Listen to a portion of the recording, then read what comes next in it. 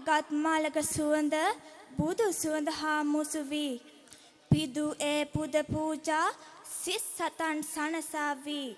ගලා එන ඒ දහම් ගඟේ පිණි පොදක්සේ සසර දුක් නිවාලන ඒ උතුම් ශාන්තිය ගී පදවලට පෙරලන්නට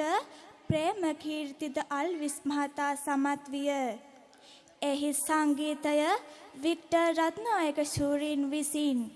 සුවඳ මලක් බඳු ඒ බුදු ගුණ සිත දරා නිවී ගිය සිත් ඇතිව